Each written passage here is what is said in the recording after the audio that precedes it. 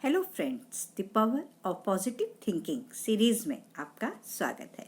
दोस्तों, आज हम इसके चौथे सोपान की प्रार्थना की शक्ति आजमाएं। आइए जानते हैं किस तरह से।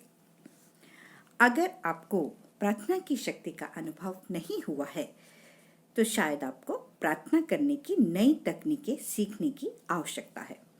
कार्यकुशलता के दृष्टिकोण से प्रार्थना का अध्ययन करना बेहतर रहेगा।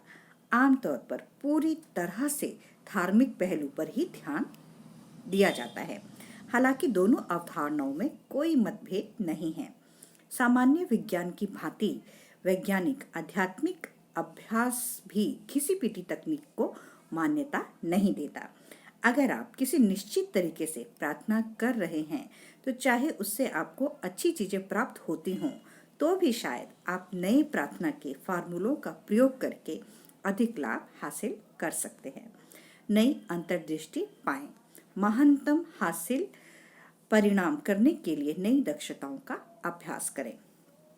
प्रार्थना करते समय यह याद रखना महत्वपूर्ण है कि आप दुनिया की महानतम शक्ति के सामने खड़े हैं। आप रोशनी के लिए पुरानी केरोसिन की चिमनी का इस्तेमाल नहीं करते। आप आधुनिक प्रकाश व्यवस्था चाहते हैं। आध्यात्मिक जीनियस पुरुष और महिलाओं द्वारा लगातार नई और आधुनिक आध्यात्मिक तकनीकें खोजी जा रही हैं। यह सलाह दी जाती है कि प्रार्थना की शक्ति के साथ उन्हीं तरीकों का प्रयोग किया जाए जो दमदार और प्रभावी साबित हो चुके हैं। अगर आपको नया लगता है और थोड़ा अजीब तरह का विज्ञान लगता है तो यह सोचें कि प्रार्थना का रहस्य उस प्रक्रिया को खोजना है जो आपके मस्तिष्क को विनम्रता और अधिकतम प्रभावशीलता से ईश्वर के सामने खोलकर रख देता है। कोई भी ऐसी विधि जिसके द्वारा आप ईश्वर की शक्ति को अपने मस्तिष्क में प्रवाहित होने के लिए प्रेरित कर सकें, जायज और प्रयोग करने योग्य है। प्रार्थना के वैज्ञानिक प्रयोग का उदाहरण दो प्रसिद्ध उद्योगपतियों के अनुभव से दिया जा सकता है। अगर मुझे उनका नाम लेने की अनुमति होती तो इन उद्योगपतियों को कई लोग पहचान जाते। ये लोग बिजनेस और तकनीकी मामले में कॉन्फ्रेंस किया करते थे। सामान्य लोगों को लगेगा कि यह लोग इस तरह की समस्या को विशुद्ध रूप से तकनीकी आधार पर ही सुलझाते होंगे और वे ऐसा करते भी थे, परंतु वे इससे कुछ अधिक करते थे और वे इसके बारे में प्रार्थना करते थे, परंतु उन्हें इसके सफल परिणाम नहीं मिले। इसलिए उन्होंने एक देहाती उपदेशक को बुलाया जो उनमें से एक का पुराना मित्र था, क्योंकि जैसा उसने स्पष्ट किया कि बाइबल में प्रार्थना का फॉर्मूला है, जहां 2 या 3 लोग मेरे नाम पर इकट्ठे होंगे वहां मैं उनके बीच में रहूंगा। उन्होंने एक और फार्मूले की ओर संकेत किया। अगर धरती पर तुम में से 2 लोग किसी भी वस्तु को सहमत होकर इकट्ठे मांगेंगे तो स्वर्ग में बैठे मेरे पिता उनकी इच्छा पूरी कर देंगे। वैज्ञानिक अभ्यास में प्रशिक्षित होने के कारण उनका यह विश्वास था कि प्रार्थना के प्रकरण में उन्हें बाइबल में बताए गए फार्मूले का पूरी तरह से पालन करना चाहिए, क्योंकि वे लोग बाइबल को आध्यात्मिक विज्ञान की पाठ्यपुस्तक मानते थे। विज्ञान को अमल करने का सही तरीका उस विज्ञान की पाठ्यपुस्तक में बताए गए फार्मूलों का प्रयोग करना था। उन्होंने तर्क दिया कि यदि बाइबल में लिखा है कि 2 या 3 लोग इकट्ठे होने चाहिए तो शायद उनके सफल ना होने का कारण यह है कि उनके साथ तीसरा व्यक्ति नहीं है।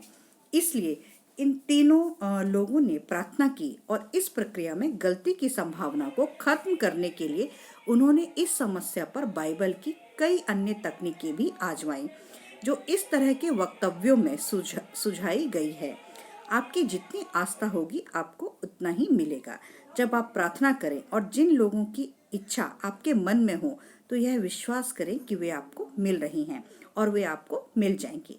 प्रार्थना के कई लंबे सत्रों के बाद 3 लोगों ने इकट्ठे यह निष्कर्ष निकाला कि उन्हें जवाब मिल गया है। परिणाम पूरी तरह से संतोषजनक था। बाद के परिणामों ने यह साबित किया कि दैवी मार्गदर्शन सचमुच प्राप्त हुआ है। तीनों लोग इतने पर्याप्त बड़े वैज्ञानिक थे कि उन्होंने इस आध्यात्मिक नियमों के काम करने के सटीक स्पष्टीकरण की आवश्यकता महसूस नहीं की, उसी तरह से जिस तरह हम प्राकृतिक नियमों के मामले में नहीं करते। परंतु वे इन तथ्यों से ही संतुष्ट हैं कि नियम तभी काम करता है जब उचित तकनीकों का इस्तेमाल किया जाता है। हालांकि हम इसे स्पष्ट नहीं कर सकते, परंतु उन्होंने कहा कि सत्य तो यही है कि हम अपनी समस्या के कारण बहुत उलझन में थे और हमने न्यू टेस्टामेंट में दिए गए फार्मूलों के अनुसार प्रार्थना को आजमा कर देखा। यह तरीका काम कर गया और हमें उसका सुखद परिणाम मिला। उन्होंने साथ में यह भी जोड़ा कि उन्हें ऐसा लगता है कि प्रार्थना की प्रक्रिया में आस्था और सामंजस्य महत्वपूर्ण तत्व है। कुछ साल पहले एक व्यक्ति ने न्यूयॉर्क में अपना छोटा सा बिजनेस शुरू किया। उनके अनुसार उनका पहला ऑफिस दीवार में एक छोटे से छेद की तरह था। उनके पास कुल 1 कर्मचारी था। कुछ सालों बाद यह बड़े कमरे में पहुंच गया और फिर उनका कामकाज फैल गया। यह बहुत ही सफल बिजनेस बन गया। इस व्यक्ति का बिजनेस का तरीका उसी के शब्दों में दीवार के छोटे से छेद को आशावादी प्रार्थनाओं और विचारों से भरना था। उसने यह बताया कि कड़ी मेहनत, सकारात्मक चिंतन, ईमानदारी, लोगों के साथ अच्छा व्यवहार और सही तरह की प्रार्थना से हमेशा अच्छे परिणाम मिलते हैं। इस रचनात्मक और अद्भुत मस्तिष्क वाले व्यक्ति का अपनी समस्याओं को हल करने का अपना फॉर्मूला आसान सा था, जिसके द्वारा वह प्रार्थना की शक्ति के माध्यम से अपनी कठिनाइयों को दूर करता था। यह एक रोचक फॉर्मूला है और मैंने इसे आजमा कर देखा है और व्यक्तिगत रूप से मैं जानता हूँ कि यह काम करता है। मैंने कई लोगों को सुझाया है जिन्होंने इसका प्रयोग करके इसे मूल्यवान पाया है। अब आपको भी इस फार्मूले को आजमाने की सलाह दी जाती है। तो हम जो ये क्या फार्मूले हैं इसे हम अपने नेक्स्ट एपिसोड में जानेंगे। तो दोस्तों, मेरे वीडियो को शेयर कीजिए और लाइक और सब्सक्राइब कीजिए। मेरे चैनल पे बने रहिए। गुड बाय दोस्तों, बाय बाय।